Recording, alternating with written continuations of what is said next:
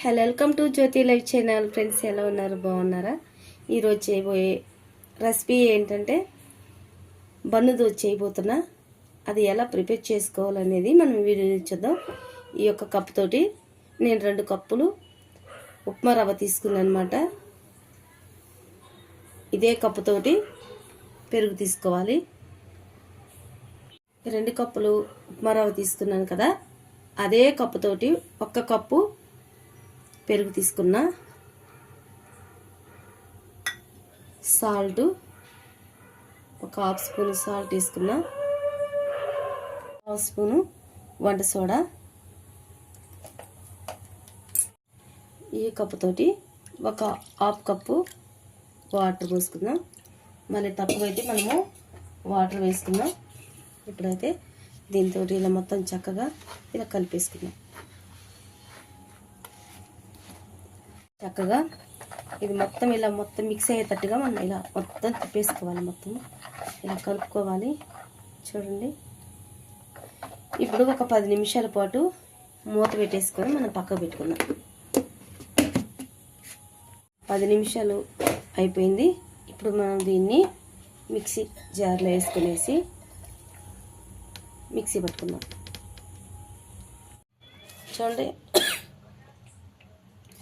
ఇలా జారుగా మిక్సీ పట్టుకోవాలి. ఇప్పుడు ఈ బౌల్లోకి పిండి వేసుకుందాం. స్టవ్ ఆన్ చేసుకునేసి బాణీలో ఆయిల్ పోసుకొని ఈ గరిటె నిండా ఆయిల్ తీసుకున్నా. అది వేడైన తర్వాత 1/2 స్పూన్ మెంతులు తీసుకున్నా. 1/2 స్పూను జీలకర్ర తీసుకున్నా. ఈ స్పూన్తో తీసుకున్నా అనమాట. ఇందులో పచ్చిమిర్చి ఒక పెద్ద పచ్చిమిర్చీలు 2 తీసుకున్నా. పెద్ద ఉల్లిగడ్డలు 2 తీసుకున్నా అనమాట.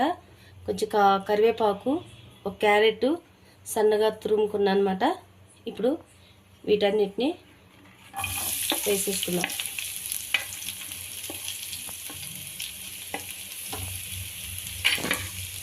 మనం స్టవ్ని హైలోనే ఉంచుకొనేసి ఒక 2 నిమిషాల పాటు మనం ఇది ఇలా ఫ్రై చేసుకున్నాం. 1/2 స్పూన్ ఇందులో సాల్ట్ వేసుకుందాం. టేస్ట్ ఇంకా బాగుంటుంది. ఇప్పుడు ఇందులో వేసుకుంటే పిండిలో కూడా వేసుకున్నాను కదా నేను, ఇందులో కూడా వేసుకుంటే బాగుంటుంది. ఓకే, ఇది మనకి ఎక్కువగా ఫ్రై అయిపోవచ్చు. ఇది మనకి దోశ కదా, లైట్గా మనకి సగము ఫ్రై అయిపోతే సరిపోతుంది. ఈ స్టవ్ ఆఫ్ చేసుకునేసి ఇప్పుడు ఈ యొక్క పిండిలో ఇదంతా కూడా వేసేసుకుందాం. ఇందులో మొత్తం చక్కగా మిలాయించేసుకుందాం. పిల్లలకు కానీ పెద్దవాళ్ళకి కానీ చాలా ఇష్టపడతారు. ఇది మనకి సాయంత్రం టైంలో మనం స్నాక్స్ లాగా చేసుకొనేసి వేడిగా తినేసేయచ్చు. కలర్ కూడా చాలా బాగా వచ్చింది.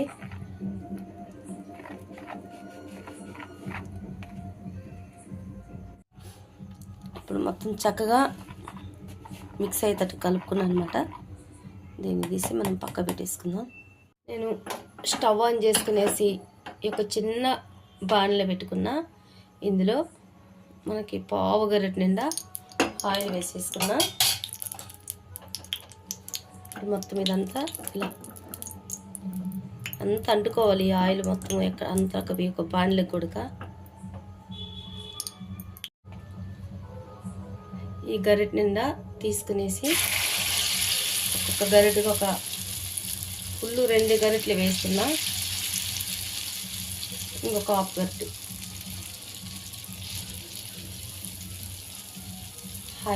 హైలో కాకుండా మీడియంలో స్టవ్ పెట్టేసుకోవాలి. ఒక 2 నిమిషాల పాటు ఇలాగనే ఉంచుకుందాం.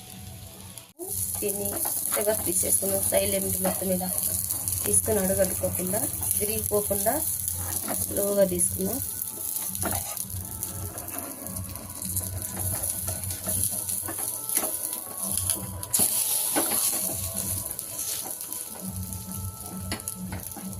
ఇటువైపు వరకు 1 నిమిషం అయితే మనకి అయిపోతుంది.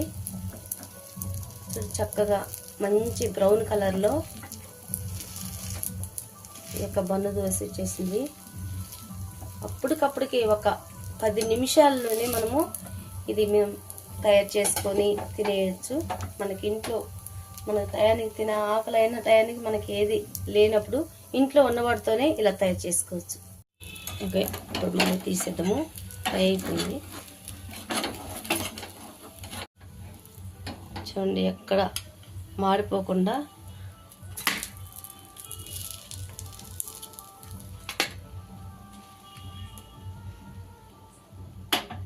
అన్నీ కూడా మనం ఇలాగనే ప్రిపేర్ చేసుకుందాం. ఫ్రెండ్స్, మనకి బన్నుదోశ మనకి రెడీ అయిపోయింది. చూడండి ఎంత చక్కగా వచ్చాయో, స్పాంజీగా వచ్చాయి. మీరు కూడా ఇలాగనే రెడీ చేసుకోండి, తయారు చేసుకోండి. మనం దోశపిండి లాగా నానబెట్టి దాన్ని రుబ్బి ఇంత పని చేయాల్సిన అవసరం లేదు. అది పెద్ద ప్రాసెస్. ఇదైతే సింపుల్గా ఒక 10 నిమిషాల్లోనే మనకి ఒక బన్నుదోశ తయారు చేసుకోవచ్చు. పిల్లలకు కావాలన్నా పెద్దవాళ్ళకి కావాలన్నా అప్పటికప్పుడు రెడీ చేసుకుని తినేసేయచ్చు. మీకు ఎలా వచ్చిందని కూడా మీరు కూడా ఇలానే ట్రై చేసి ఎలా వచ్చిందని కూడా నాకు కామెంట్ రూపంలో తెలియపరచండి. నచ్చినట్లయితే లైక్ చేయండి, షేర్ చేయండి, సబ్స్క్రైబ్ చేసుకోండి. Okay friends.